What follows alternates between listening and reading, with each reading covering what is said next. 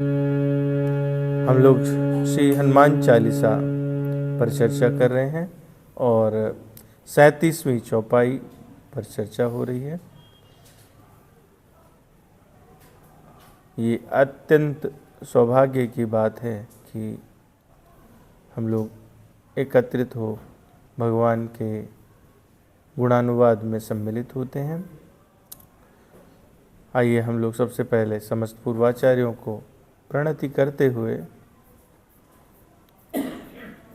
कृतज्ञता व्यक्त करते हैं, जिनके उच्च स्वरूप हम लोगों को ये ग्रंथ आदि मिले और भगवान के विषय में जानने समझने का अवसर मिला। आप सभी के चरणों में मस्तक रख के प्रणाम करता हूँ और आपसे ये आशीर्वाद मांगता हूँ कि जो मैं कहूँ वो शास्त्रोक्त हो, शास्त्र के अन्यथा और कुछ मेरे मुख से ना निकले। तो आइए। वर्णानामर्थ संघानां रसानां छंदसामपि मंगलानां च कर्तारो वंदे वाणी विनायकौ भवानी शंकरो वंदे श्रद्धा विश्वास रूपिणो याभ्यां विना न पश्यन्ति सिद्धा स्वान्तस्तमीश्वरम् वंदे बोधमयं नित्यं गुरुं शंकररूपिणं यमाशितो हि वक्रोऽपि चन्द्रः सर्वत्र वन्दते सीताराम गुणग्राम पुण्यरण्यविहारिणो वन्दे विशुद्धविज्ञानो कवीश्वर कपीश्वरो उद्भव स्थित संहार कारणीं क्लेशहारिणीं सर्वश्रेयस्करीं सीतां नतोऽहं रामवल्लभाम् वागर्थाविव सम्पृक्तौ वागर्थप्रतिपत्तये जगतः पितरौ वन्दे पार्वती परमेश्वरौ कर्पूरगौरं करुणावतारं संसारसारं भुजगेन्द्रहारं सदा वसन्तं हृदयारविन्दे भवं भवानी सहितं नमामि।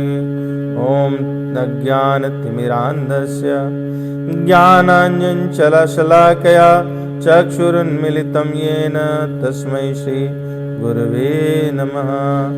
श्रीचैतन्यमनोभीष्टं स्थापितं येन भूतले स्वयं रूपा कदा मह्यं ददाति स्वपदान्तिकं वन्देऽहं श्रीगुरोः श्रीयुतपदकमलं श्रीगुरून् वैष्णवांश श्रीरूपं साग्रजातं सगणरघुनाथान्वितं तं सजीवं साद्वैतं सावधूतं परिजनसहितं कृष्णचैतन्यदेवं श्रीराधाकृष्णपादान् सहगणललिता श्रीविशाखान्वितांश।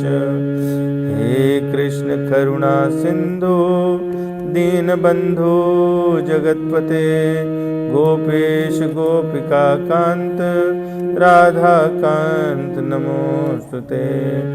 तप्त कांचन गौरांगी राधे वृंदावनेश्वरी वृषभानुसुते देवी प्रणमामि हरिप्रिये।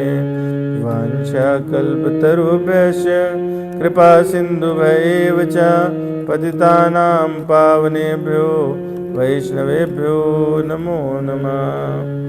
श्रीकृष्ण चैतन्य प्रभु नित्यानंद श्री अद्वैत गदाधर शिवासादि गौर भक्तवृंद। हरे कृष्ण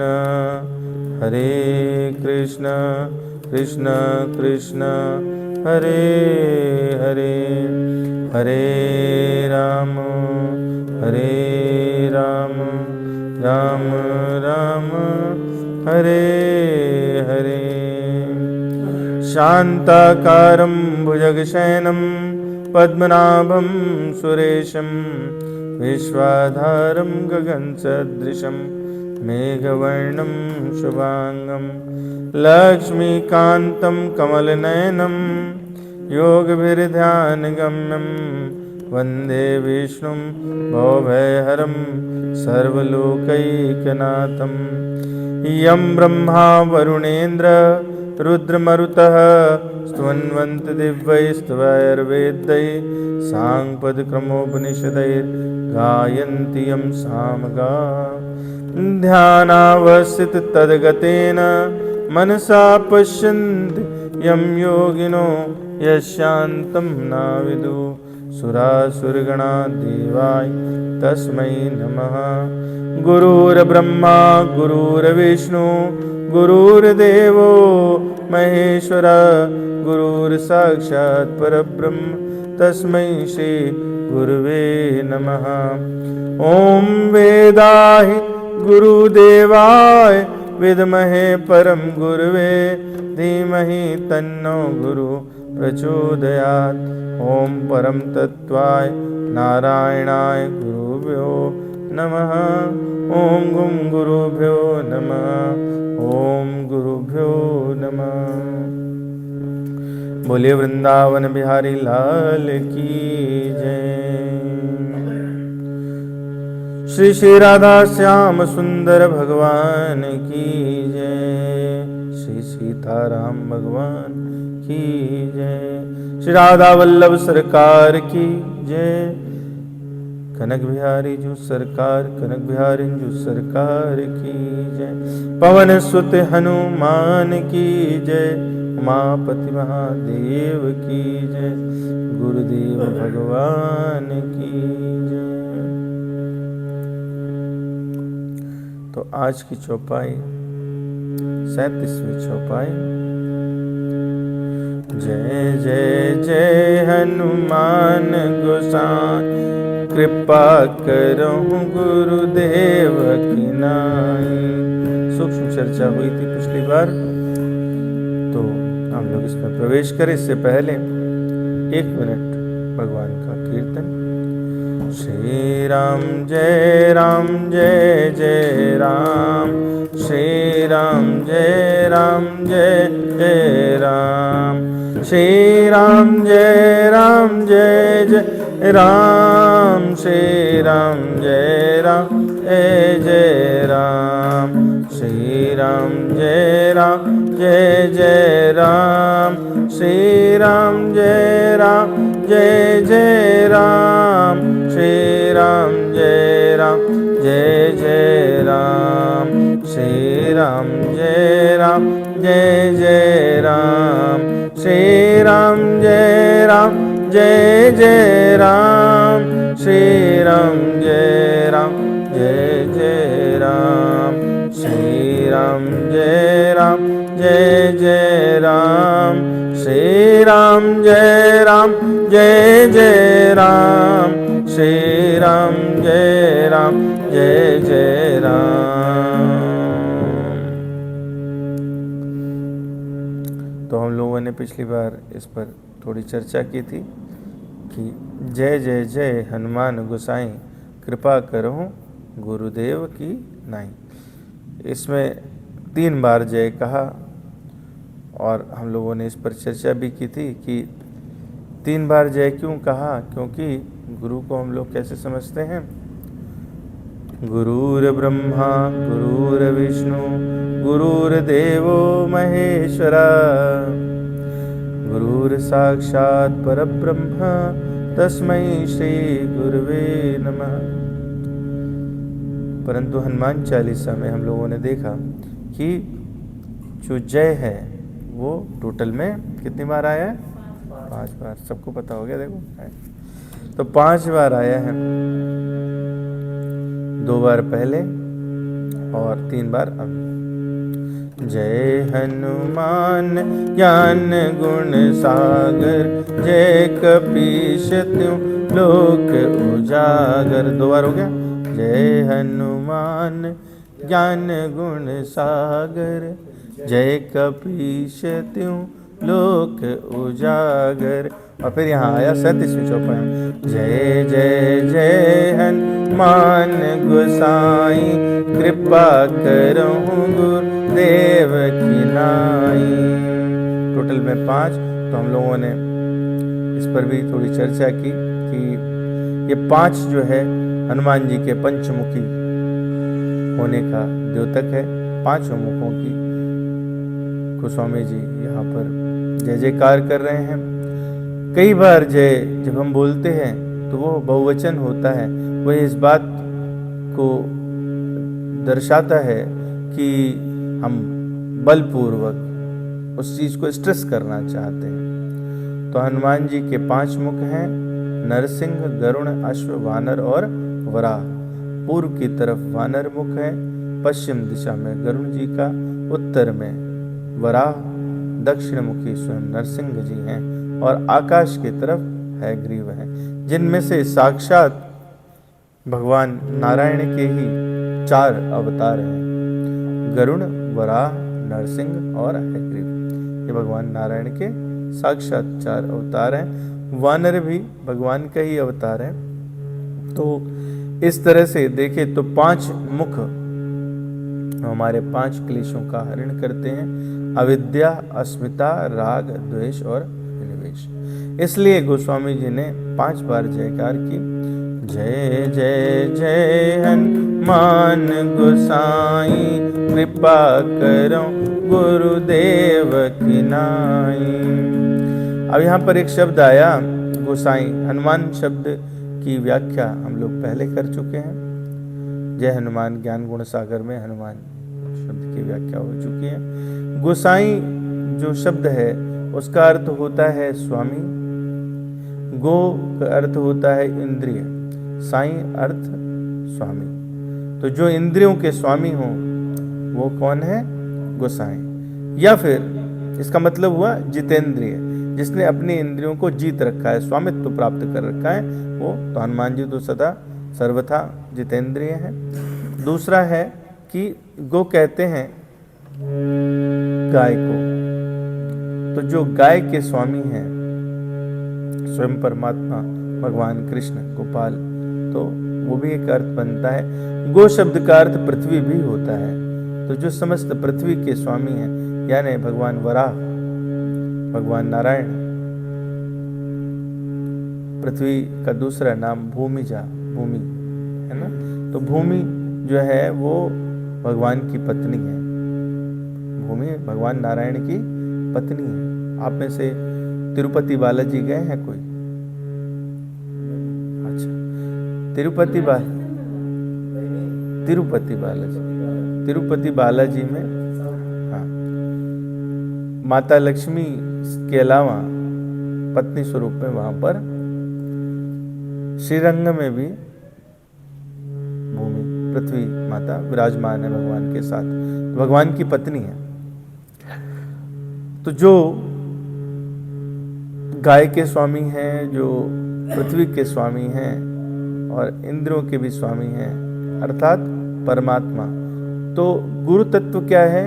साक्षात परमात्मा तत्व है। इसीलिए हम लोग कहते हैं गुरुर ब्रह्मा गुरुर विष्णु गुरुर्देवो महेश्वरा गुरुर साक्षात परब्रह्म तस्मै श्री गुरुवे नमः। इसीलिए गोस्वामी जी ने लिखा है, बाली क्या कहता है? धर्म हेतु अवतर हूँ गोसाई, मारे हूँ मोहि व्याध की नाई। बाली कंप्लेंट कर रहा है भगवान से। क्या कह रहा है? कि धर्म के लिए ही आप गोसाई शब्द का प्रयोग किया। धर्म हेतु अवतरे हो गोसाई, आपका अवतार धर्म की रक्षा के लिए हुआ। गोसाई मतलब पृथ्वी के स्वामी। ये पृथ्वी के स्वामी, पृथ्वी पर जो धर्म है उसकी रक्षा के लिए आपने अवतार लिया, लेकिन आप मुझे अधर्म पूर्वक मार रहे हैं। इसी तरह से उत्तरकांड में और पहले यहाँ पर भी इसी किष्किंधा में ही बाली प्रसंग में जब उनकी अंत्येष्टि क्रिया हो जाती है, तारा को समझाते हैं, बहुत विलाप कर रही है। भगवान के उपदेश से तारा प्रफुल्लित हो जाती है। तो भगवान शिव कहते हैं उमा दारु जोशित की नाई, सबहि नचावत राम गोसाई। तो असली गोसाई कौन है? राम जी, परमात्मा, वही गोसाई है। इसलिए भी कह रहे हैं गोस्वामी जी, जय जय जय हनुमान गोसाई, कृपा करहु गुरुदेव की नाई। जय जय जय हनुमान गोसाई, हे परमात्मा रूपी हनुमान जी। इसलिए मैंने पंचमुखी की बात यहाँ की। हे परमात्मा रूपी हनुमान जी, आप कृपा कर सकते, परमात्मा भी कृपा करते हैं और गुरुदेव भी कृपा करते हैं, लेकिन कृपा कैसी करो? जैसी गुरुदेव करते हैं। तो यहाँ से गुरु के विषय में थोड़ी चर्चा, बहुत सारे प्रश्न रहते हैं, तो इसलिए ये बात, गुरु क्या है, गुरु शब्द का क्या अर्थ है, गुरु गीता के माध्यम से हम लोग थोड़ी बात करेंगे। गुकारा छंदकारो ही ऋकारास्तेज उच्यते। गुकार, गु शब्द, गुकार, गुकारश्च अंधकारो। गु शब्द का मतलब होता है अंधकार, और र जो है रु, गु रु, दो शब्द है, दो अक्षर, गु रु। तो गु जो है वो द्योतक है अंधकार का। गुकारश्च अंधकारो ही ऋकारस्तेज उच्यते। और ऋकार क्या है? प्रकाश है। अज्ञान ग्रासकम ब्रह्म गुरुरेव न संशय। अज्ञान को ग्रास कर लेते हैं, खा जाते हैं। कौन? गुरुदेव भगवान, अज्ञान रूपी अंधकार को। इसीलिए हम लोग जब प्रार्थना करते हैं, मंगलाचरण करते हैं, उसमें कहते हैं ओम अज्ञान तिमिरांधस्य ज्ञानांजन शलाकया चक्षुरुन्मीलितं येन तस्मै श्री गुरुवे नमः। एक दोहा हम लोग अक्सर सुनते हैं, इस पे हम लोगों ने पिछली बार थोड़ी सी चर्चा की थी। और गुरु गोविंदो खड़े और काके लागू पाए, और बलिहारी गुरु आपने गोविंदियो बताए। तो इसका जो है वो समाज में भिन्न अर्थ लिया जाता है कि गोविंद और गुरु दोनों खड़े हो तो गुरु के पैर छूने चाहिए, गोविंद को कह देना चाहिए तुम जाओ, तुम्हारे से कोई मतलब नहीं। पर ऐसी बात नहीं है।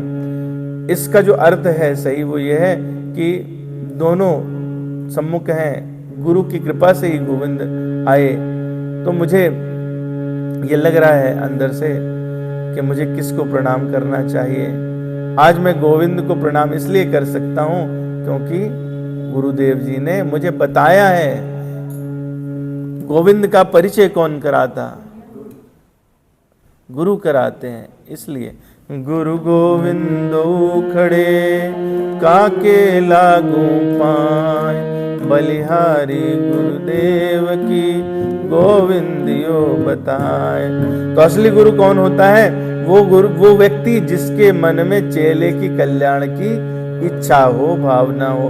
और चेला कौन होता है? जिसमें गुरु की भक्ति हो। इसलिए शंकराचार्य जी कह रहे हैं कोवा गुरुर्यो ही हितोपदेष्टा शिष्यस्तु कोयो गुरु भक्तेव।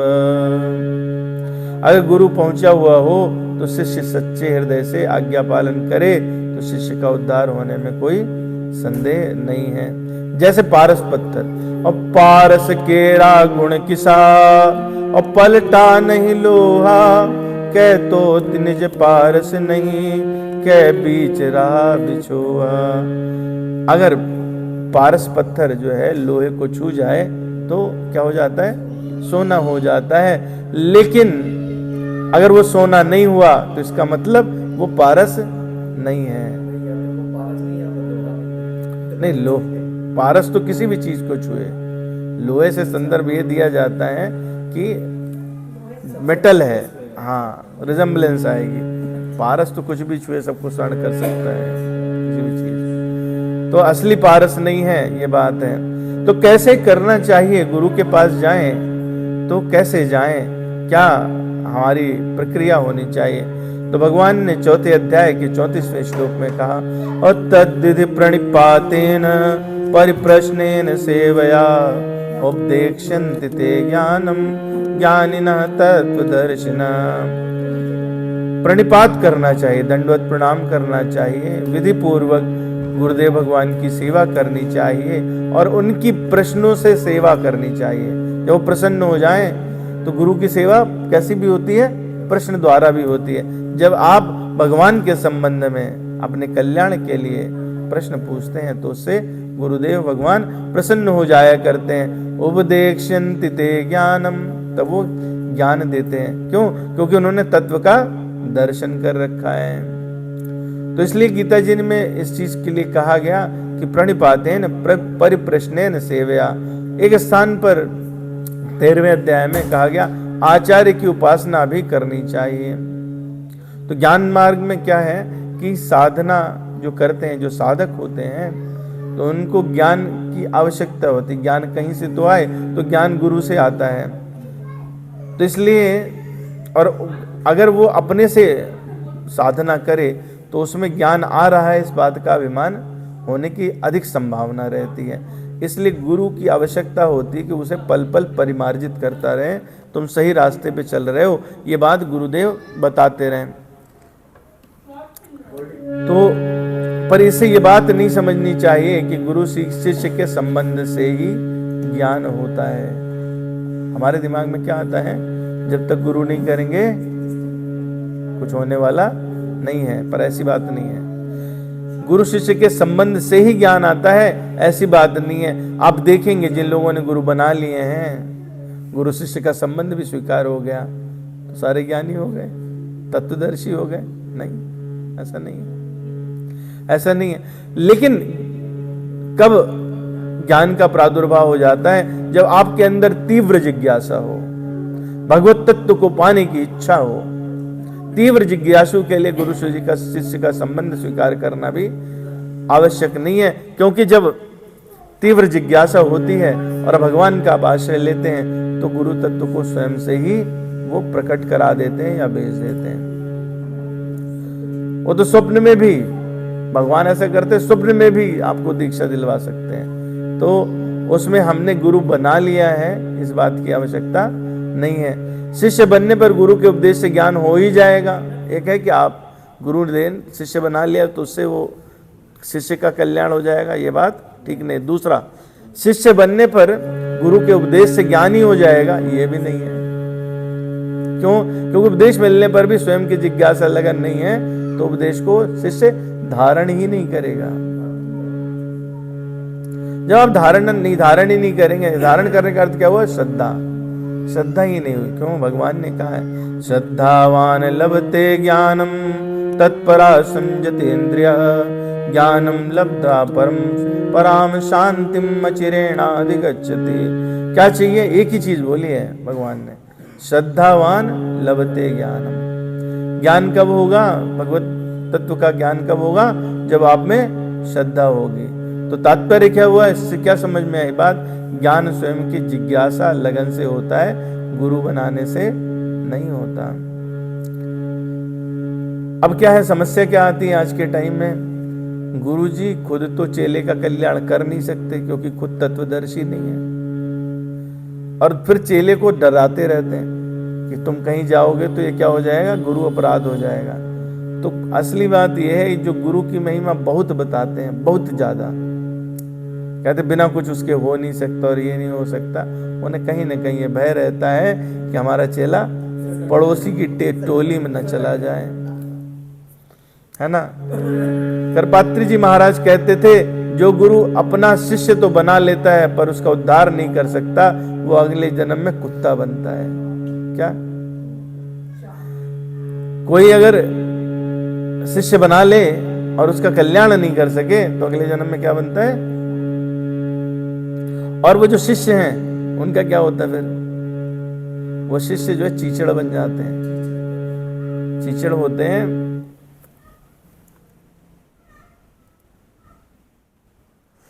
चीचड़ होते हैं किल्ली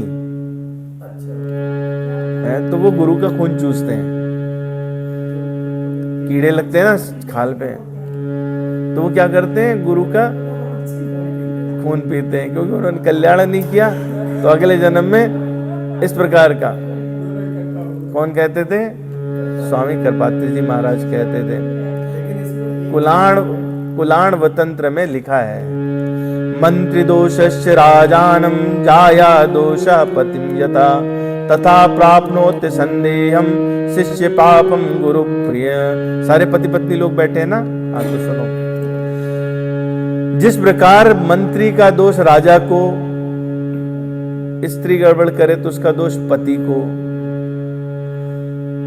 और निश्चय ही शिष्य का पाप गुरु को प्राप्त होता है। गंधर्व तंत्र में भी ये लिखा, दापे सुकृतम दोषम पत्नी पापम स्वरभर्तरी तथा शिष्यर्जितम पापम गुरुम माप्नोति निश्चितम।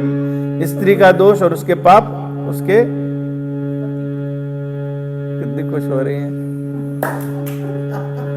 स्वामी को प्राप्त होता है। शिष्य का अर्जित पाप गुरु को अवश्य ही प्राप्त होता है।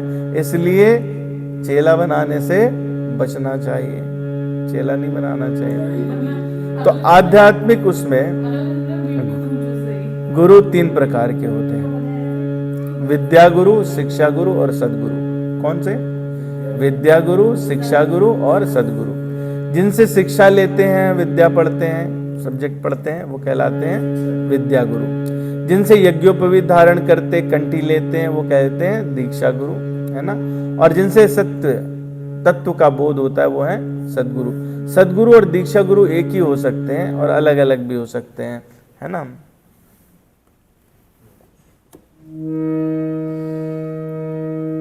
तो और ये जो सदगुरु हैं वो किसी भी जाति, किसी भी वर्ण के हो सकते हैं, उसमें कोई। तो अब क्या है, गुरु पहचाने कैसे? समस्या आती है ना, गुरु कैसे पहचाने? तो गुरु की पहचान शिष्य नहीं कर सकता। कोई भी स्टूडेंट टीचर की पहचान कर सकता है? नहीं कर सकता। पर बड़ा जो है वो छोटे को पहचान सकता है।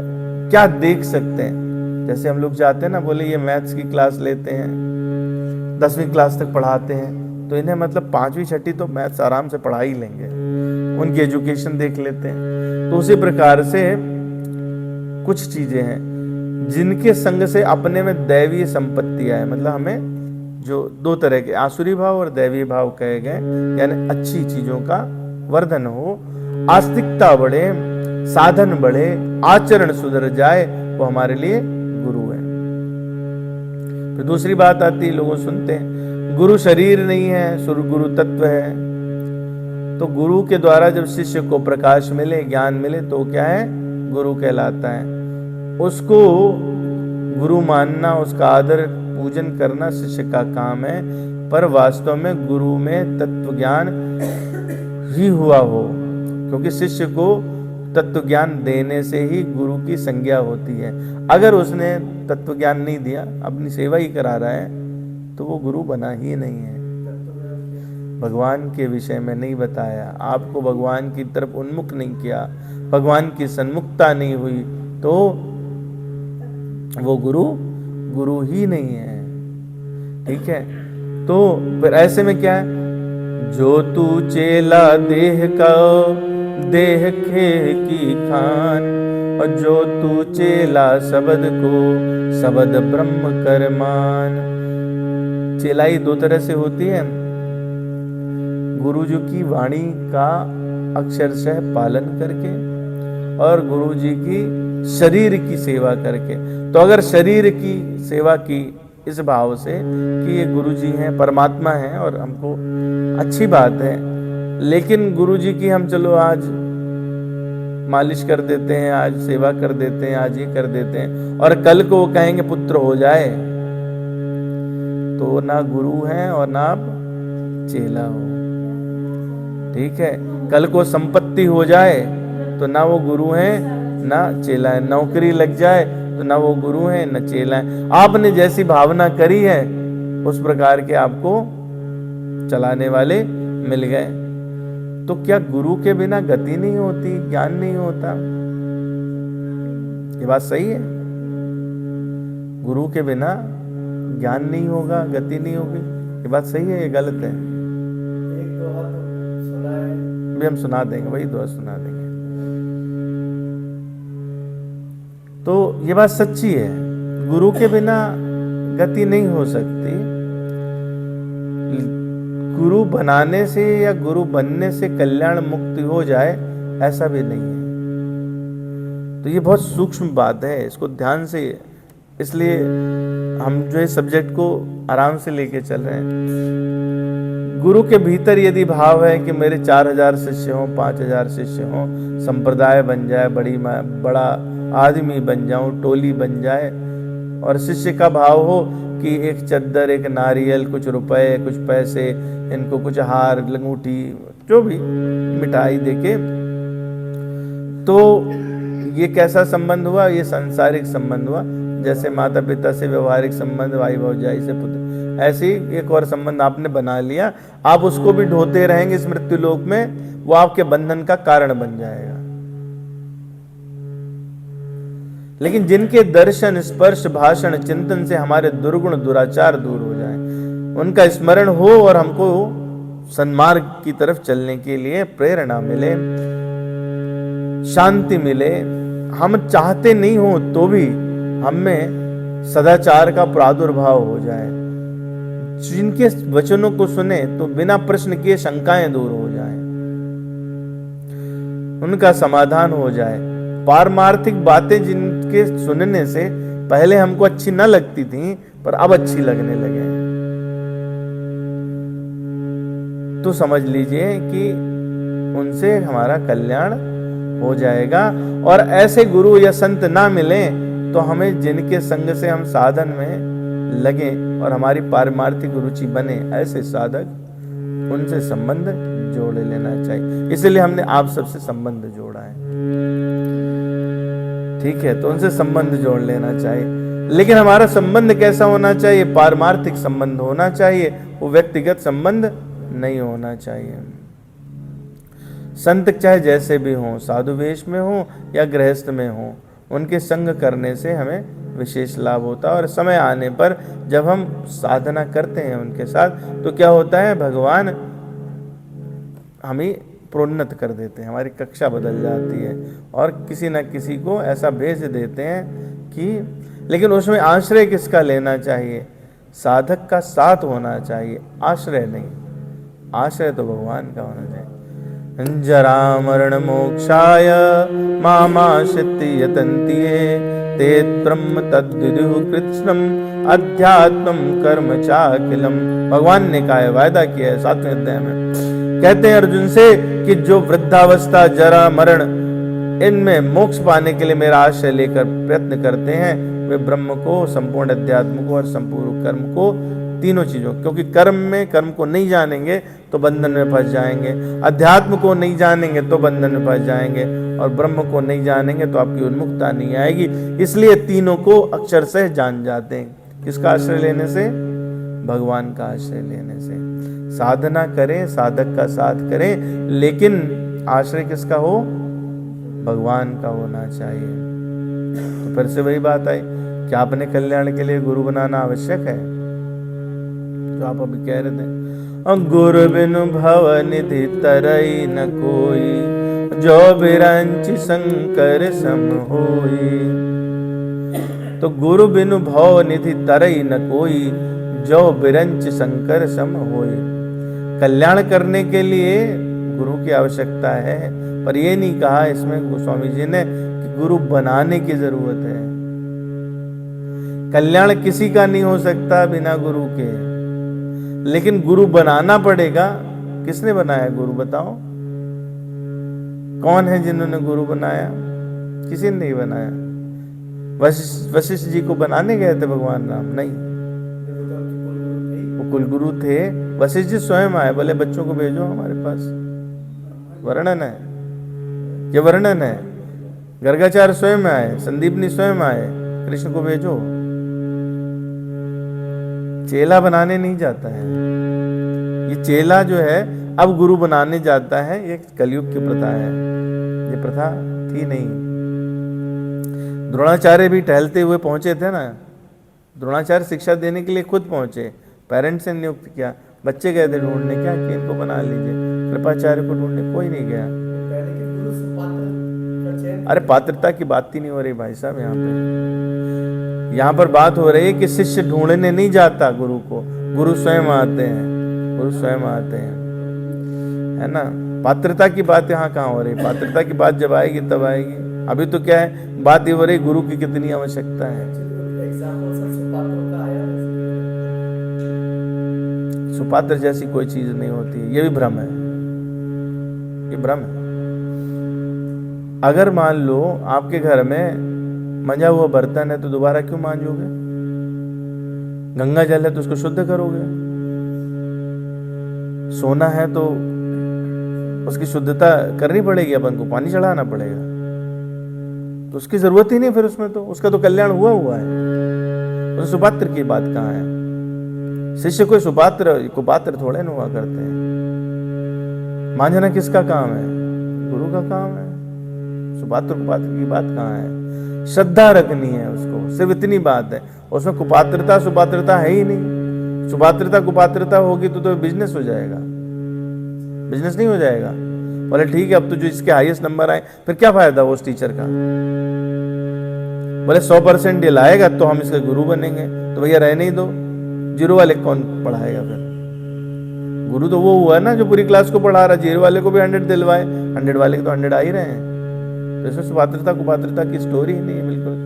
तो बस क्या चाहिए? श्रद्धा चाहिए। तात्पर्य वो कल्याण के लिए गुरु बनाने की जरूरत नहीं है। जिससे जितने अंश में ज्ञान हो गया वो उतने अंश में हमारा गुरु हो गया। चलते हुए जिसने जो बताया वो गुरुत्व है और वो हमारा गुरु हो गया। आप मानो या नहीं मानो, ये आपकी मर्जी है। तो गुरु को प्राप्त कर लेना मनुष्य के हाथ की बात ही नहीं है। उसके हाथ की बात क्या है? अपनी लगन, अपनी जिज्ञासा और भगवान पर भरोसा रखकर निर्भय, निशोक, निश्चिंत, निशंक होकर अपने मार्ग पर चलना, ये मनुष्य के बस की बात है। गुरु तत्व को प्रकट करना ये भगवान की बात है, जिनका आश्रय आपने लिया है वही। अब हो गए यहाँ पर कि भाई गुरु चलो ठीक है, मतलब ऐसा क्या स्त्रियों को गुरु बनाना चाहिए? स्त्रियों को गुरु बनाना चाहिए, गुरु दीक्षा लेनी चाहिए। घर की फीमेल्स को, लेडीज को गुरु बनाना चाहिए। स्त्री के लिए पति उसका गुरु है, उसको गुरु बनाने की आवश्यकता नहीं रहती, उसको गुरु बनाने की जरूरत नहीं है, पति उसका गुरु है।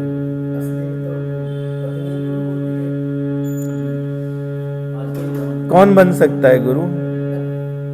क्या क्वालिफिकेशन होनी चाहिए? तो ये तय नहीं है। फिर भी वाचो वेगम मनसा क्रोध वेगम जिह्वा वेगम उपद्रवस्त वेगम एतान वेगान यो विषहेत धीरा सर्वामपि माम पृथ्वीम सा शिष्यात्। वह व्यक्ति जो वाणी के वेग को कंट्रोल कर सके, कब क्या कहना है और कब नहीं कहना, वो जो क्रोध को कंट्रोल कर सके, मन की डिमांड को कंट्रोल कर ले, जीभ कब क्या खाना है और क्या नहीं खाना है कंट्रोल करे, उधर पेट की डिमांड को कंट्रोल करे और अपनी सेक्सुअल अर्ज को कंट्रोल कर ले, वो व्यक्ति गुरु बनने योग्य है। तो यानी वो जितेंद्रिय होना चाहिए। इसीलिए हनुमान जी को चुना। गुरु तो बन के ही आए थे, संभवतः शायद पता नहीं आज चर्चा कर सके। जय जय जय हनुमान गोसाई कृपा करहु गुरुदेव की नाई। तो गुरु कैसा होना चाहिए? हमारी दृष्टि में जिसमें वास्तविक बोध हो गया हो, तत्वज्ञ दिखे, अलौकिक विलक्षण दिखता हो और उसके समान कोई दूसरा न दिखता हो, जो कर्मयोग, ज्ञान योग, भक्ति योग सभी साधनों को तत्व से जानता हो, जिसके संग से, वचन से हमारे हृदय में रहने वाली बिना पूछे शंकाएं दूर हो जाती हों और जिसके पास रहने से हमेशा हम प्रसन्नचित रहते हों, जो सिर्फ हमारे हित के लिए सोचता हो और हमसे किसी वस्तु की आशा न रखे, जिसकी संपूर्ण चेष्टाएं सिर्फ साधकों के लिए हो, पास में रहने की ललक हमारे अंदर स्वयं से बढ़े। गुरु को नहीं है कि आप आके चिपको, आपके अंदर खुद ही बढ़ रहा है। जिनके संग दर्शन भाषण स्मरण से हमारे दुर्गुण दुराचार दूर हो जाएं, दैवीय संपत्ति आए, वो गुरु है। तो क्या एक गुरु होने के बाद में दूसरे के पास कभी नहीं जाना चाहिए? गुरु गीता में कहा गया, मधुलुब्धो यथा भृंग पुष्पात् पुष्पांतरम व्रजेत, ज्ञान लुब्धस्तथा शिष्यो गुरोर गुरुवंतरम व्रजेत। जैसे शहद का लोभ होता है किसको? भ्रमर को, भौरे को होता है ना, मधुमक्खी को होता है। तो एक फूल से दूसरे इससे ले लिया, फिर दूसरे पुष्प में चला गया। ऐसे ही ज्ञान का लोभी शिष्य एक गुरु से दूसरे गुरु की ओर चला जाता है। तो गुरु बनाने के बाद आगे जाकर न जाने की दशा क्या होगी? ऐसा होगा कि उसको फिर पहली चीज तो जिसको ज्ञान चाहिए, जिसको तत्व बोध चाहिए, उसको एक जगह रुक के वो टिक के संतुष्टि ही नहीं आती तब तक जब तक कि कोई ऐसा व्यक्ति जो संपूर्ण भगवान को एज इट इज जानता हो, जिसका संबंध वैसा है, वो तो नहीं तो उसको तृप्ति ही नहीं आएगी। वो दूसरी जगह जाएगा, तीसरी जगह जाएगा, वो चलता रहेगा, वो जहां जहां जो मिलेगा वहां से ले लेगा। तो आज के टाइम में असली गुरु मिलना आसान काम नहीं है। तत्व को ठीक से जानने वाला हो ऐसा देखने में नहीं मिलता। तो क्या करना चाहिए? हमको ऐसे संतों के विषय में देखना चाहिए, सुनना चाहिए जो संप्रदाय में ना फंसे हो, द्वैत अद्वैत द्वैताद्वैत ये सब किसी मत का आग्रह ना करते हो कि नहीं नहीं यही वाला ठीक है। वो परमात्मा की तरफ आपको ले जाते हैं, जो किसी व्यक्ति को नहीं पकड़ के परमात्मा की तरफ ले जाते हैं। और जब तक ऐसे नहीं मिले तब तक आपको भगवान का आश्रय लेते हुए और आगे बढ़ना चाहिए, साधन करना चाहिए। क्यों? क्योंकि भगवान ने स्वयं कहा है, वो एक गुरु को आपके शरीर के अंदर रखते हैं, हमेशा है वो। तेषां सतत युक्तानां भजतां प्रीतिपूर्वकं ददामि बुद्धि योगम तम येन माम उपयान्ति ते। जो सतत रूप से मुझे भजता है प्रेम पूर्वक, मैं उसको बुद्धि योग दे देता हूँ। भगवान ऐसा कह रहे हैं। बुद्धि योग का मतलब विवेक रूपी गुरु दे देता हूँ। और तेषामेवानुकंपार्थं माम अज्ञानजं तमा नाश्यामि आत्मभावस्तु ज्ञान दीपेन भास्वता। और उसका मैं कृपा करके जो अज्ञान है उसका हरण कर लेता हूँ। कौन कर लेगा? भगवान स्वयं कर लेंगे। गुरु गीता नाम का ग्रंथ है जिसमें पार्वती जी और भगवान शंकर का संवाद है। पार्वती जी ने कुछ महिमा कही है और गुरु के विषय में क्वेश्चन पूछे हैं, प्रश्न पूछे हैं जो हमारे डेली जीवन में आते हैं। तो उसी संवाद के माध्यम से हम लोग कुछ कुछ प्रश्नों का समन करेंगे। पार्वत्युवाच भगवन् सर्वधर्मज्ञ व्रतानां व्रतनायकं ब्रूहि मे कृपया शंभो गुरु महात्म्यम उत्तमम। भगवान से कह रही हैं कि हे सभी धर्मों के ज्ञाता। भगवान शंकर क्या है? धर्म के ऊपर बैठने वाले हैं। वृषभ क्या है? वृषभ क्या है? धर्म है। धर्म के ऊपर जो धर्म का शासन करता हो वो है भगवान शिव। तो इसलिए सभी प्रकार के धर्मों को जानते हैं। भगवन् सर्वधर्मज्ञ व्रतानां व्रतनायकं ब्रूहि मे कृपया शंभो गुरु महात्म्यम उत्तमम। फिर आगे खुद ही कह रही हैं जो अभी श्लोक हमने कहा, गुकाराश्यंधकारो हि रुकारास्तेज उच्यते अज्ञान ग्रासकम ब्रह्म गुरुरेव न संशया। जो अंधकार यानी अज्ञान को प्रकाश से काट दे वो क्या है? वो गुरु है। अपने गुरुदेव के नाम का कीर्तन स्वदेशिकस्यैव च नाम कीर्तनम भवेदनंतवस्य विश्व कीर्तनम स्वदेशिकस्यैव च नाम चिंतनम भवेदनंतस्य शिवस्य नाम चीतनम। क्यों? क्योंकि भगवान शिव वो गुरु तत्व ही है। तो इसलिए माता पार्वती कह रही हैं कि गुरुदेव का कीर्तन या चिंतन करना भगवान शिव यानी आपका ही चिंतन करना होता है। तो अगर बाई चांस भगवान शिव नाराज हो जाएं तो कौन बचाए? तो गुरु बचाए। शिवेरुष्टे गुरुस्त्राता गुरोरुष्टे न कश्चन लब्ध्वा कुल गुरुम सा सम्यक गुरुमेव समाश्रयेत।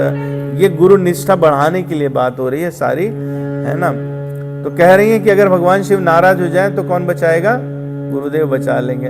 लेकिन अगर गुरुदेव नाराज हो जाए तो कौन बचाएगा? तो कोई बचाने वाला नहीं। इसलिए गुरु की शरण में शिष्य को रहना चाहिए। गुकारम च गुणातीतम रुकारम रूप वर्जितम। एक और अर्थ बताया, गुणातीतम अरूपम चायो दद्दात सा गुरु स्मृता। गुरु शब्द का जो गु शब्द है वो क्या? गुणातीत। गु से गुणातीत, गुणातीत अर्थ का बोधक है। और रू अक्षर का मतलब रूप रहित। वो जो जिसके गुणों का वर्णन नहीं हो सकता और जिसके रूप को देखा नहीं जा सकता, वो तत्व क्या है? वो गुरु तत्व है। अत्रिनेत्रा शिवा साक्षात द्विबाहुश्च हरिस्मृता यो चतुर्वदनो ब्रह्मा श्री गुरु कथिता प्रिय। गुरु ही त्रिनेत्र रहित, दो नेत्र वाले साक्षात शिव हैं, दो हाथ वाले विष्णु हैं और मुख वाले ब्रह्मा जी। हम लोग कहते हैं गुरुर ब्रह्मा गुरुर विष्णु गुरुर्देवो महेश्वरा। गुरुवो निर्मला शांता साधवो मितभाषिणा काम क्रोध विदुर्मुक्ता सदाचारा जितेंद्रिया। ये क्वालिटी बताई कैसे होने चाहिए? निर्मला निर्मल, शांता शांत, साधवो सब साधु स्वभाव के, सबका अच्छा चाहने वाले, मितभाषी काम क्रोध विमुक्ता जितेंद्रिय, काम और क्रोध पर विजय पाने वाले। तो गुरु गीता जो स्कंद पुराण से मानी जाती है उसमें 7 प्रकार के गुरु बताए गए। सूचक गुरु, वाचक गुरु, बोधक गुरु, निषिद्ध गुरु, वीत गुरु, कारणाख्य गुरु और सदगुरु, 7वें प्रकार के। तो पहला कहा सूचक गुरु। सूचक आदि भेद से अनेक गुरु कहे गए। बुद्धिमान मनुष्य को स्वयं योग्य विचार करके तत्वनिष्ठ व्यक्ति की शरण लेनी चाहिए जो सूचना दे। तो वर्ण अक्षरों से सिद्ध होने वाले बाहर चीजों की सूचना जो आपको देता है, जो हमारे पास इकट्ठा होता है, जो हम ज्ञान लेते हैं सब्जेक्ट का, ये बेसिकली सूचनाएं हैं, ज्ञान नहीं है।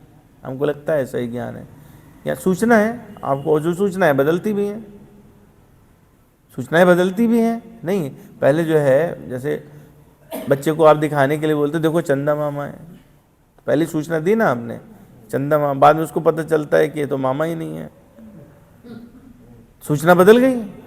पर जो ये ऐसे बताते हैं वो क्या है? वो सूचक गुरु हैं, वो सूचक गुरु कहलाते हैं। और तो इनसे जो वर्ण अक्षरों से सिद्ध करके बाहर लौकिक शास्त्रों का, जो लौकिक फिजिक्स केमिस्ट्री मैथ्स इतिहास ये सब, तो ये सब सूचक गुरु कहलाते हैं। मतलब हम लोग जो कैटेगरी में आते हैं वो सब सूचक गुरु हैं।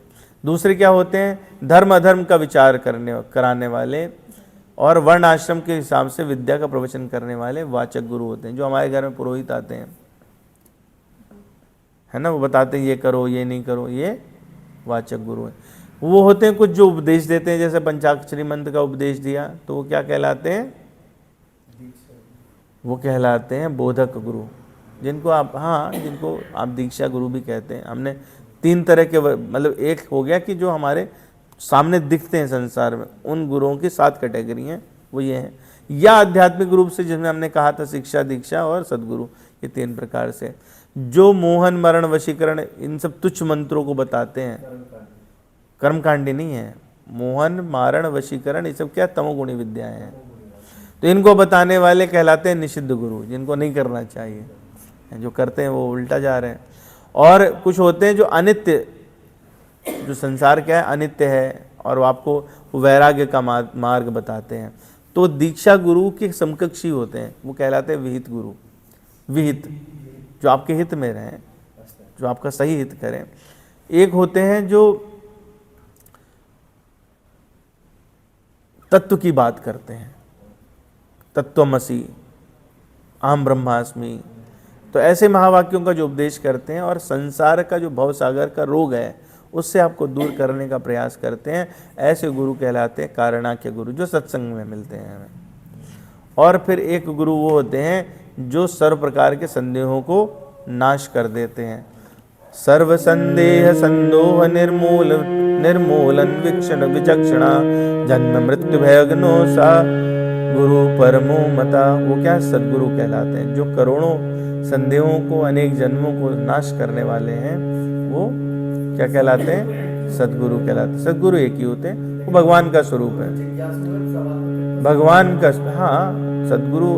लेकिन आपको जो पार लगाता है वही वो सद्गुरु तत्व है, वो सद्गुरु तत्व है। तो भगवान शिव कह रहे हैं कि एवं बहुविधा लोके गुरुवा संति पार्वती तेषु सर्वप्रत्नेन सेव्यो हि परमो गुरु। किसकी सेवा करनी चाहिए, जो परम गुरु है, जिसकी लास्ट में बात की गई। बाकी की सेवा करने की बात नहीं की भगवान ने। हमारे साथ में समस्या क्या है कि सबकी सेवा, ठीक है, क्यों, क्योंकि हमको उनसे लौकिक लाभ मिलने की आशा रहती है।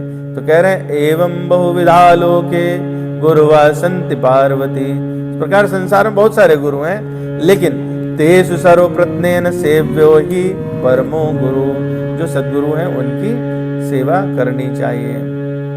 तो इससे हमको बात क्या सिद्ध होती, भागवत पुराण में ये बात बताई गई कि जो हृदय में ज्ञान का दीपक जलाते गुरुदेव हैं वो स्वयं भगवान ही है, जिनको हम सद्गुरु कह रहे हैं। जो दुर्बुद्धि पुरुष उन्हें मनुष्य समझता है, उन्हें क्या समझता है, मनुष्य समझता है, तो उसका जो, अगर वो मान लो कुछ विद्या पढ़ भी रहा है तो वो कैसा हो जाता है, उसका समस्त शास्त्र श्रवण हाथी के स्नान के समान व्यर्थ है। हाथी क्या करता है, पहले जाता है नहाएगा बढ़िया से, उसके बाद भालू अपने ऊपर छिड़क लेगा।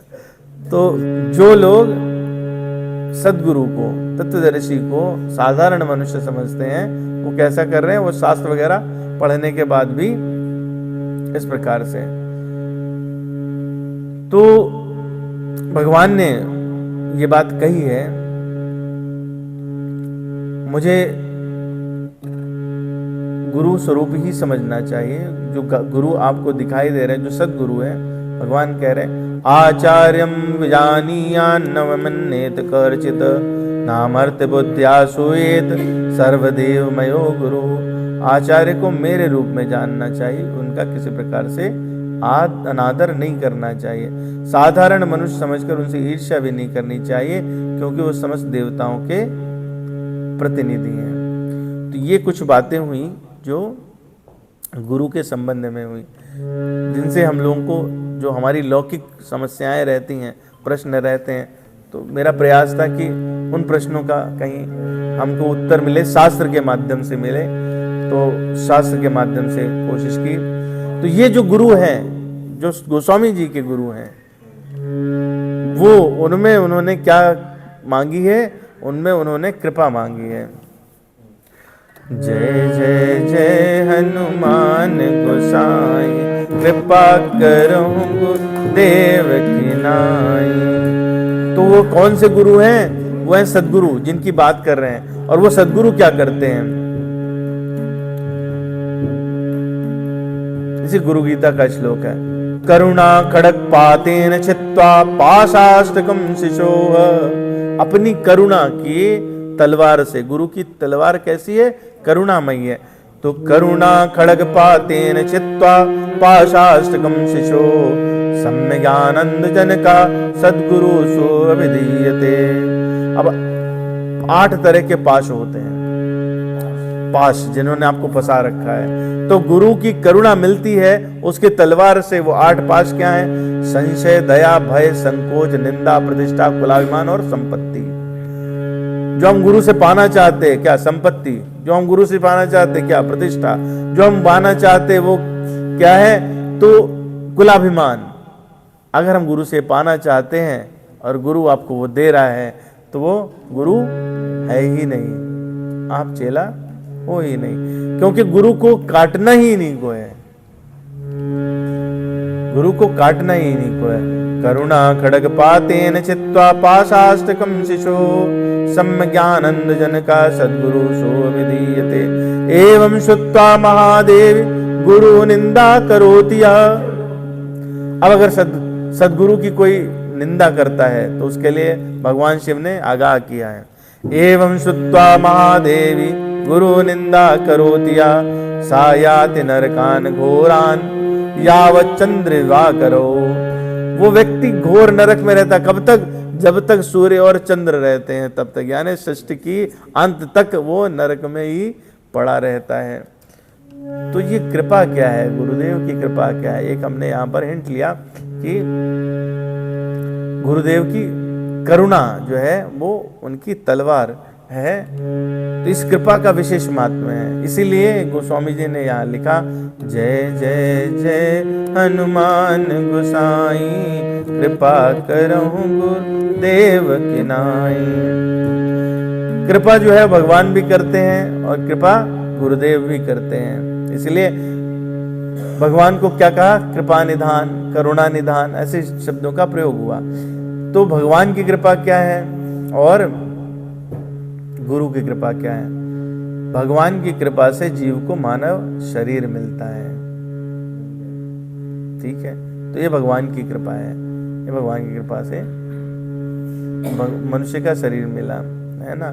बड़े भाग मानुष तन पावा, सो सब सुर दुर्लभ सब ग्रंथन गावा। और ये कब मिलता है? जब भगवान को कभी याद आ जाए। कबहु करुणा कर नर देहि, देतई शबिनु हेतु सनेहि। भगवान की कृपा हुई, स्नेह उत्पन्न हुआ, तो उन्होंने क्या किया? बिना किसी हेतु के, आपसे कुछ फायदा थोड़े ना होने वाला था भगवान को, अहेतु की कृपा हुई और उन्होंने आपको मनुष्य शरीर दे दिया। मनुष्य शरीर मिल गया तो क्या करना? बड़े भाग मानुष तन पावा, सुर दुर्लभ सब ग्रंथन गावा। अब इससे क्या करना है? ये मिल तो गया साधन, मिट्टी तो आ गई, पर उस मिट्टी से बनाना क्या है? ये कृपा गुरुदेव की कृपा है। तो गुरु कृपा से भगवान अपनी कृपा से नहीं मिलते, भगवान अपनी कृपा से नहीं मिलते, गुरु संत की कृपा से भगवान मिलते हैं। अब मोहि भरोसे हनुमंता, बिनु हरि कृपालि मिलहि नहीं संता। तो क्या है कि जब भगवान कृपा करते तो उनसे आपको क्या मिलेंगे? गुरु मिलेंगे, मानव शरीर मिलेगा, उसके कॉम्बिनेशन से फिर पुनः भगवान मिलेंगे। भगवान ऐसे नहीं मिलते। तो हमारी समझ क्या आती कि हम गुरु बनाएंगे तब वो कृपा करेंगे? नहीं, ऐसी बात नहीं है। गुरु बनाने से कृपा नहीं होती। गुरु तो कृपालु होते हैं, आप उन्हें बनाओ या ना बनाओ, वो बने बनाए हैं, वो आप पे कृपा करेंगे ही करेंगे। अपने बच्चों का तो सभी पालन करते हैं, पर संत कृपा क्या है? बहुत ही विलक्षण है। तो एक होती कृपा और एक होती है दया, ठीक है। कृपा में क्या है कि शासन रहता है, क्राइटेरियाज हैं, इतना करेंगे इतना मिलेगा, ये कृपा है, ठीक है। दया क्या है? बोले भूख लगी है, क्या है घर में? बोले पूरी सब्जी दे दो, तो कोई शासन नहीं है, ये दया है। घर में जो है दे दो, है ना। कृपा में क्या है? बोले आज इन्होंने इतना काम किया, हमने कृपा पूर्वक रख लिया किसी को नौकरी पे, है ना, और फिर कहा कि तुम इतना काम करोगे तो शाम को इतना पारिश्रमिक मिलेगा। तो एक कृपा और दया में अंतर है। तो भगवान क्या करते हैं कि तुम साधन करो, तुम ये करो, तो भगवान ने, अब मान लीजिए आपको शरीर दे दिया, मानव शरीर दे दिया ना, मानव शरीर देने से क्या हुआ कि कृपा तो हो गई, मानव शरीर मिल गया। इस मानव शरीर से अब आप आगे क्या करोगे, ये किसके ऊपर है? ये आपके ऊपर है। अगर आपको संत भगवान की का संग मिला, उनकी दया हुई, तो क्या होगा? ये आप भगवत प्राप्ति की तरफ जाओगे। नहीं तो इस क्या है, जो शरीर है ये एक सीढ़ी की तरह है, स्वर्ग, नरक और अपवर्ग तीनों मिल सकते हैं। तो आपको नहीं पता इस शरीर पाके कहाँ जाने वाले हैं, स्वर्ग जाओगे कि नरक जाओगे या फिर मोक्ष की प्राप्ति होगी। लेकिन अगर गुरु संत की कृपा हुई तो उससे क्या होगा? 100% नरक और स्वर्ग तो नहीं जाना है, भगवान की सन्मुखता होगी, भगवान मिलेंगे।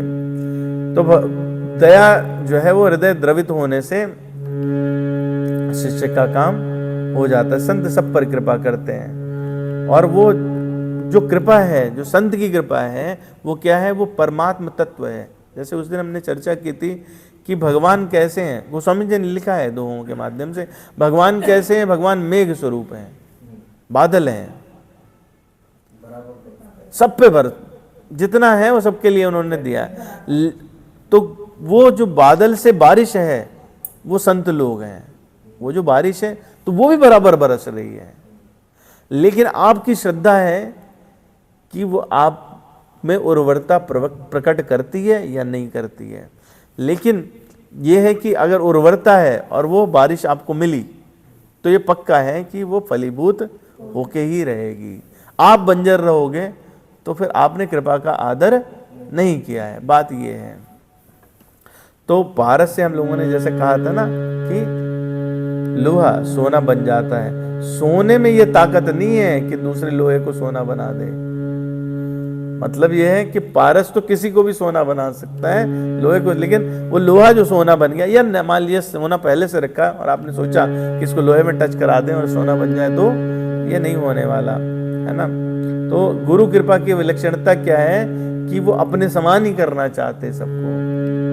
तो गुरु कृपा 4 प्रकार से होती है, पिछली बार हम लोगों ने थोड़ी चर्चा की थी। स्मरण से, दृष्टि से, शब्द से और स्पर्श से। 4 क्या? स्मरण से, दृष्टि से, देख के, शब्द से और स्पर्श से। आज का टॉपिक बोरिंग है पर इंपॉर्टेंट है। जब हम लास्ट में जाते हैं ना एग्जाम की तरफ, 36 चौपाई हो चुकी हैं, 37वीं कर रहे हैं, तो अब एग्जाम है। अब तो पिछला सारा नॉलेज यहाँ पे चेक होने वाला है ना। गोस्वामी जी ने क्या किया कि ला करके आपको परमात्मा तत्व के पास ले आए। हम लोगों ने पिछले 2 चौपाइयों में इस बात पे विश्लेषण किया कि वो हनुमान जी को परमात्मा जैसा ही बना रहे। तो अभी क्या है कि वो विशेष बात जो निखर के आती है, असल में जो नेक्टर है हनुमान चालीसा का, वो क्या है? वो यही है, जय जय जय हनुमान गोसाई, कृपा करहु गुरुदेव की नाई। ये नेक्टर है, पूरे पुष्प का जो मधु है वो ये वाला दोहा है। इस दोहे को पकड़ के फिर हमको लास्ट में जो शहद का पात्र है, जो दोहा आता है, जिस पर हम लोग समय आएगा तो चर्चा करेंगे। पवन तनय संकट हरण, मंगल मूर्ति रूप, राम लखन सीता सहित, हृदय बसों सुरभूप। और उसका माध्यम क्या है? जय जय जय हनुमान गोसाई, कृपा करो गुरुदेव की नाई। तो 4 प्रकार से बताया कि गुरु की कृपा होती है। स्मरण से, दूसरी दृष्टि से, तीसरी शब्द से और चौथी स्पर्श से। ठीक है, इन्हीं से सत्संग भी होता है, स्मरण से, दृष्टि से, शब्द से और स्पर्श से। स्मरण कैसा? जैसे कछुआ रहता है ना, कछुई वो रेत के भीतर अंडा देती है और खुद कहाँ चली जाती है? पानी में। कछुआ बाहर नहीं रहता, पानी में रहता है, कछुई जो है पानी में, लेकिन अंडा कहाँ है? रेत में। तो उसको याद करती रहती है, मेरा अंडा वहाँ है, मेरा अंडा वहाँ है, मेरा। एक दिन वो अंडा पक जाता है और उसमें से छोटा कछुआ बाहर आ जाता है। तो ये स्मरण से कृपा हुई। दूसरा है मछली। मछली क्या करती है? जल में अंडा दे देती है पर उसके ऊपर बैठती नहीं है, इधर टहलती है अपना, पर जा के देखती रहती है दृष्टि से। तीसरा होता है, एक पक्षी होता है कुररी, आवाज आती रहती है, पक्षी होता है जो मतलब अजीब सी आवाज निकालता है। तो वो क्या करता है कि अंडा दे करके उस पर बैठते नहीं है, चक्कर लगाती रहती है, आवाज निकालती है, तो उससे अंडा पक जाता है और पक्षी बाहर आ जाता है। और चौथा मयूरी, वो या दूसरे पक्षी जो इनको आपने देखा है वो अंडे पे बैठते हैं, वो क्या? स्पर्श है। तो हो गई स्मरण दीक्षा, दृष्टि दीक्षा, शब्द दीक्षा और स्पर्श दीक्षा। 4 प्रकार की दीक्षा होती है। तो हम लोगों ने ये बात समझ ली कि ईश्वर कृपा से मानव शरीर मिला, संत गुरु कृपा से मुक्ति मिली। इसलिए गुरु का स्थान बहुत ऊंचा कहा गया। संत लोग कहते हैं कि गुरु का स्थान भगवान से भी ज्यादा है, लेकिन वस्तुतः ये बात गुरु कभी स्वीकार नहीं करते और ऐसा कभी कहते नहीं है। दोनों बात में अंतर है। ठीक है, ऐसा कभी गुरु जो हैं स्वयं से ये बात नहीं कहते कि गुरु का स्थान भगवान से ऊपर है, नहीं है। और इसलिए कभी भी एक बहुत प्रथा भी है कि चरणोदक गुरु का लेना चाहिए, और ठीक है, पर कहीं ना कहीं उसमें विकार आने की संभावना रहती है। तो जो सेवा है, जो चरणोदक है, जो सब है, वो शालिग्राम भगवान का लेना चाहिए, कोई विकार की संभावना नहीं रहती है। और चूंकि भगवान तो क्या है ना, भगवान वंदे कृष्णम वंदे जगत गुरु, तो वो तो सभी के गुरु, महागुरु है, सदगुरु है, तो इसलिए उसमें विकार की संभावना कहीं से नहीं है। तभी कह रहे हैं, कृपा करहु गुरुदेव की नाई। एक प्रकरण आता है, इस प्रकरण तक हम लोग बात करेंगे, फिर अगली बार आएंगे। मेरा मन था कि हम यहाँ तक आए, इसलिए एक प्रकरण आता है रामचरितमानस में, जो काकभूषुंडी जी का पूर्व जन्म है, जिसमें बहुत अच्छा चित्रण है गुरु कृपा का। उस पूरे प्रकरण में ही गुरु कृपा का चित्रण है। तो हम सभी को पता है कि अहंकार भाव हुआ और भगवान नारायण से ईर्ष्या, अपने गुरुदेव का सम्मान नहीं किया, बैठ करके भगवान शिव का जप कर रहे थे। गुरुदेव आए, उठे नहीं, ऐसे में आकाशवाणी हुई और आकाशवाणी में उनको श्राप दे दिया गया। तो जो वहां पे ब्राह्मण आए थे, जो उनके गुरु थे, उन्होंने प्रेम सहित भगवान शिव को दंडवत किया है। करि दंडवत सप्रेम द्विज, शिव सन्मुख कर जोर, और विनय करत गद गद स्वर, समुझ घोर गति मोर। और फिर स्तुति की है, वो स्तुति हम लोग गाना चाहते थे, इसलिए हम लोग यहाँ तक देखिए, भगवान शिव की बड़ी चर्चा हुई आज।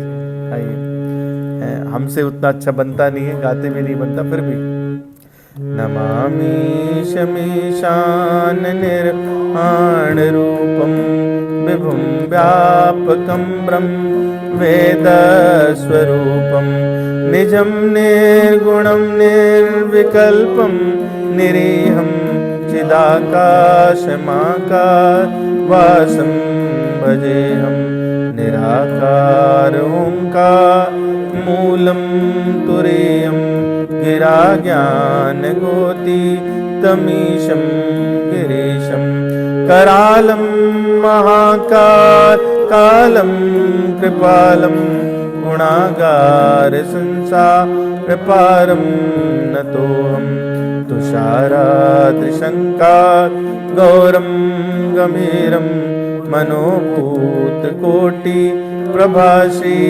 शरीरम, स्फुरन्मौलिकल्लोलिनी चारु गंगा, लसद भाल बाले कंठे भुजंगा, चलत कुंडलम भ्रू सुनेत्रम विशालम, प्रसन्नाननं नीलकंठम दयालम, मृगाधीश चरमांबरम मुंडमालम, प्रियं शंकरं सर्वनाथं भजामि, प्रचंडं प्रकृष्टं प्रगल्भं परेशं, अखंडं अजम्बानुकोटि प्रकाशं, त्रयाशूल निर्मूलन शूलपाणिं, भजेऽहं भवानी पतिं भावगम्यं, कलातीत कल्याण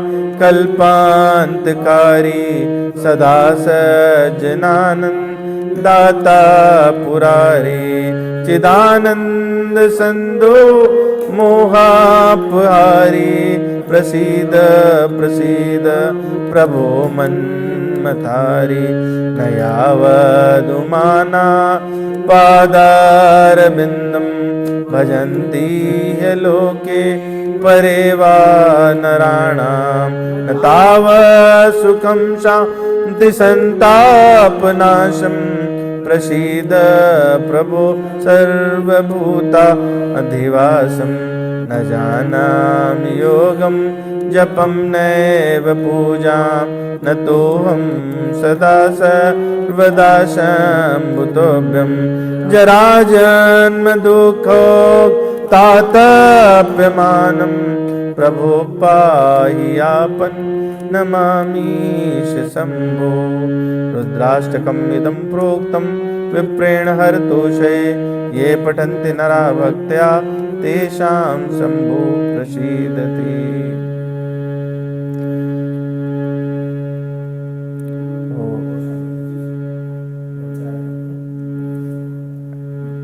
गुरुदेव का अपमान किया तो भगवान शिव रुष्ट हो गए, परंतु गुरुदेव रुष्ट नहीं हुए, भगवान शिव से प्रार्थना की है। और इतनी सुंदर प्रार्थना उसके बाद में जब भगवान शिव प्रसन्न हुए तो उन्होंने कहा कि आप वर मांगिए। और सुन विनती सर्वज्ञ शिव देख बे प्रिय अनुराग पुनि मंदिर नभ भानी भई द्विज वर बर मांग। तो पुनः आकाशवाणी हुई कि आप वर मांगिए। अच्छे साधक क्या करते हैं? कहते हैं जो प्रसन्न प्रभु मुँह पर नाथ दीन पर नेहु निज पद भगत देय प्रभु पुनि दूसर वर देव। पहले तो भगवान की भक्ति चाहिए तो अपने लिए मांगा, फिर कहा दूसरा वर दीजिए।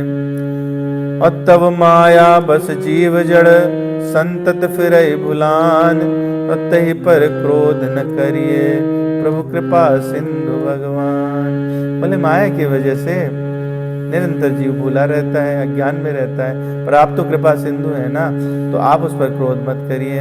और शंकर दीन दयाल अब यही पर हो कृपाल साप अनुग्रह होय जय नाथ थोरही काल।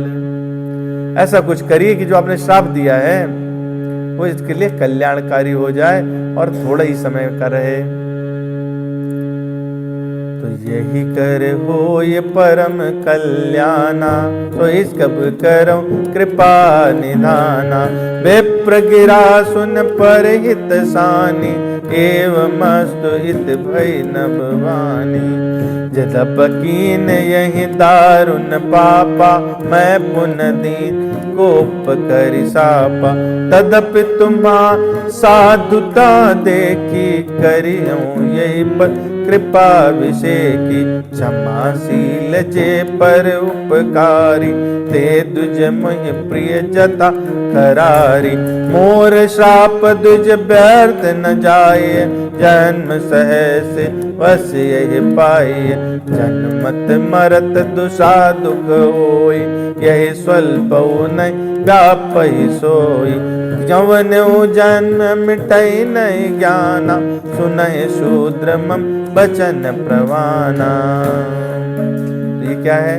जय जय जय हनुमान आई कृपा करऊं गुरुदेव की नाई।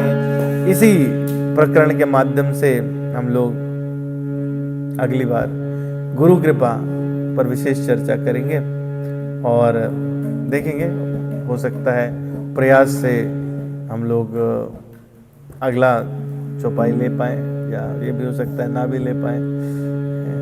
नहीं तो जैसा भगवान प्रेरणा देंगे उस तरह से रहेगा। तो आइए हम लोग हनुमान चालीसा कर लेते हैं और फिर वाणी को विराम, है ना।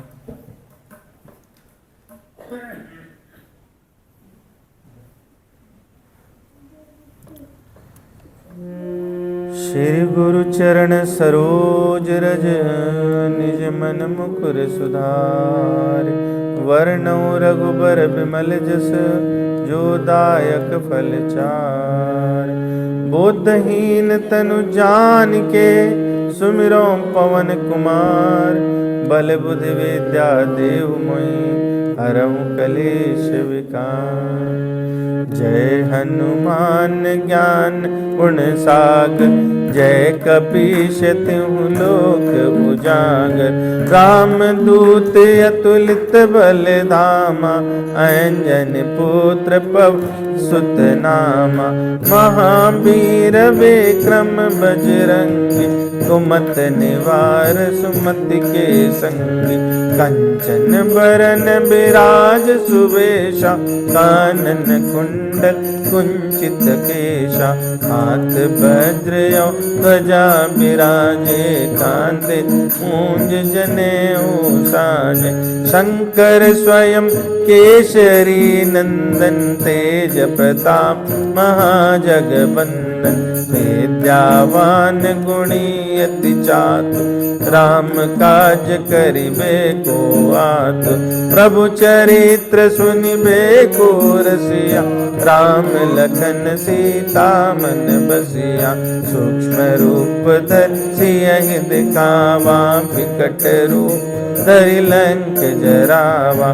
भीम रूप धरि असुर संहारे, रामचंद्र के काज समारे। लाय सजीव लखन जियाए, श्री रघुबीर हरषि उर लाए। रघुपति कीन्ही बहुत बड़ाई, तुम मम प्रिय भरतहि सम भाई। सहस बदन तुम रोजस गावै, अस कहि श्रीपति कंठ लगावे। सनकादिक ब्रह्मादि मुनीश, नारद शारद सहित अहीशा।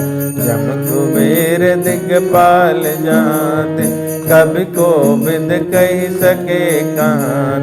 तुम उपकार सुग्रीवहि कीन्हा, राम मिलाय राजपद दीना। तुमरो मंत्र विभीषण माना, लंकेश्वर भय सब जग जाना। जुग सहस्त्र जो जन पर भानु, मिल्यो ताहि मधुर फल जानु। प्रभु मुद्रिका मेल मुख माही, जलति लांघि अचरज नाहि। दुर्गम काज जगत के जेते, सुगम अनुग्रह तुम्हरे तेते। राम दुआरे तुम रखवारे, होत न आज्ञा बिनु पैसारे। सब सुख लाए तुम्हारी शरणा, तुम रक्षक हो को डरना। आपन ते समारो आप, तीनों लोक ते कांपे। भूत पिशाच निकट नहीं आवे, महावीर जब नाम सुनाम।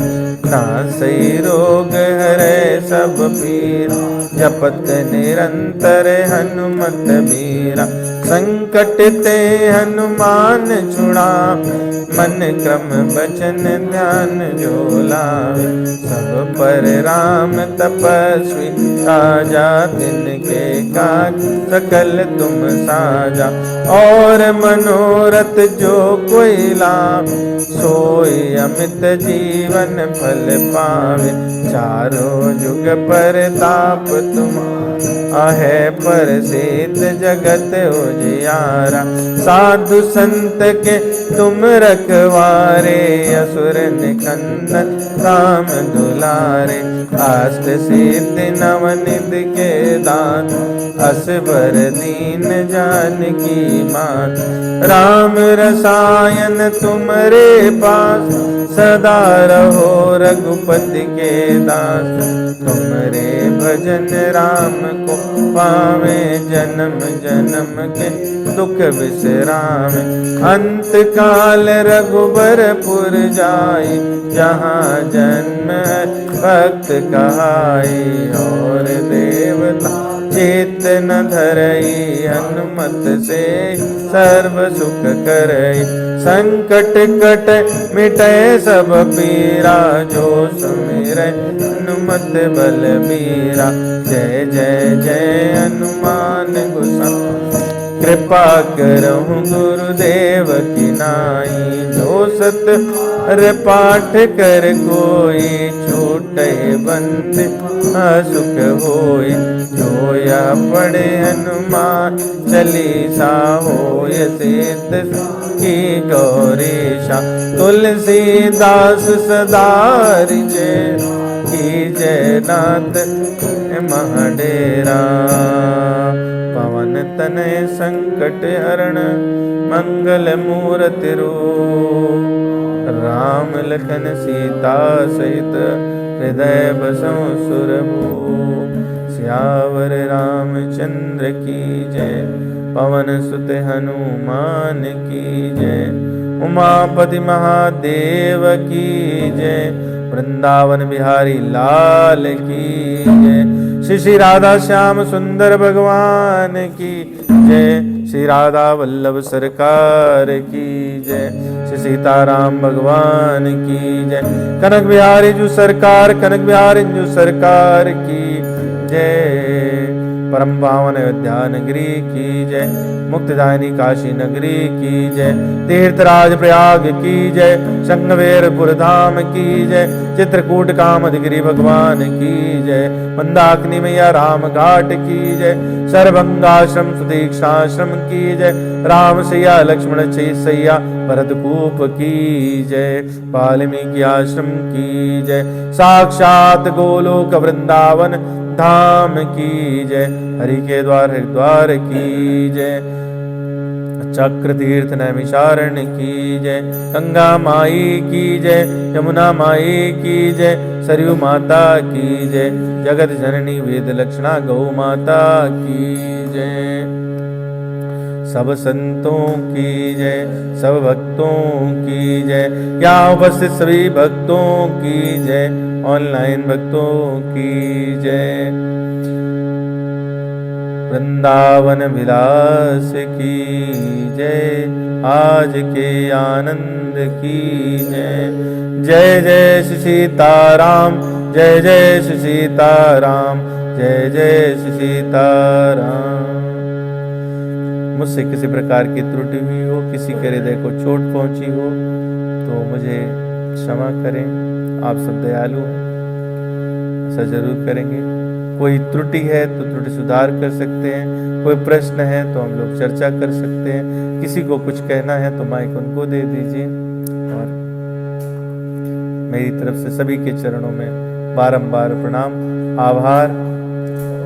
वांछा कल्पतरुभ्यश्च कृपा सिन्धुभैव च पतितानां पावनेभ्यो वैष्णवेभ्यो नमो नमः।